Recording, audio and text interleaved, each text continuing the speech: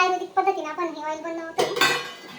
सगळे आपण प्रोडक्ट टाकून घेतले त्याचे जे आहे वनस्पतीचे प्रोडक्ट ते आपण सगळ्याचे सर्व मिक्स मध्ये केले. आणि अजून एक काही राहिले म्हणजे काय मेन म्हणजे सांगत नाही. सर्व आपण जे वनस्पती होत्या आयुर्वेदिक त्या सर्व टाकून घेतल्या. आणि बाकीच्या आपण टाकून घ्या झाडपाला.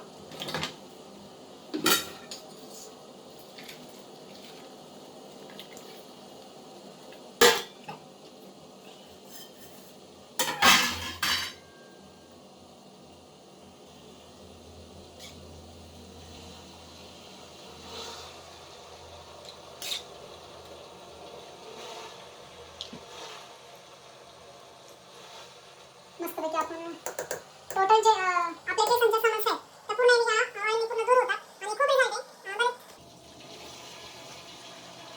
हे आपलं प्रिया होममेड हेअर ऑइल तयार होत आहे. खूप दिवसापूर्वी कस्टमरची पण कॉल येत होते की मॅडम आम्हाला ऑइल पाहिजे आणि मला काही कामामुळे आणि ब्रायडल ऑर्डर असल्यामुळे मला वेळच भेटला नाही बनवायला. तर मी वेळेत वेळ काढून आता बनवते. याच्यासाठी पण खूप प्रोसेस असतात. काहींना वाटतं हा म्हणजे काही असेल त्याच्यामध्ये, पण नक्की एकदा तरी नक्की वापरून बघा की याचा किती रिझल्ट आहे. आणि रिझल्ट असल्यामुळेच कस्टमरचे मला कॉल येतात की मॅडम आम्हाला हेअर ऑइल पाहिजे, तुम्ही लवकरात लवकर आम्हाला तयार करून द्या. तर आपण आज हे बनवत आहोत. काही अशा वनस्पती आहेत किंवा काही की ते मला 2-2 दिवस मी भिजत ठेवत असते. भिजत का ठेवायचं, कारण की डायरेक्टली टाकल्यावर कधी कधीचा अंश उतरत नाही, त्या उलट तेलामध्ये कडक होऊन जातात.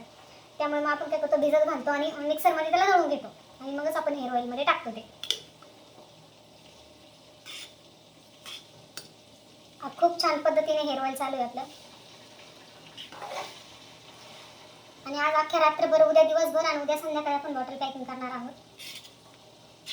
भिजत ठेवायचं त्याला, मुरू द्यायचं. मुरल्याने काय होतं, सगळे जे वनस्पतीचे गुण आहेत त्यामध्ये तेलामध्ये उतरून येतात आणि असा वेगळा काही वास नाही आहे. आयुर्वेदिक पद्धतीने आयुर्वेदिक बोलल्यावर आयुर्वेदिक पद्धतीचा वास येणार, वेगळे सुगंधी वास येत नाही हेअर ऑइलचा. हे सर्वांनी लक्षात घ्यायचं.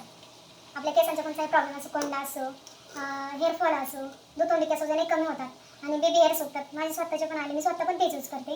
आणि छोटे छोटे दिसतात ना तुम्हाला वरती हेअर, हे माझे सगळे baby hair, new baby hair आहे.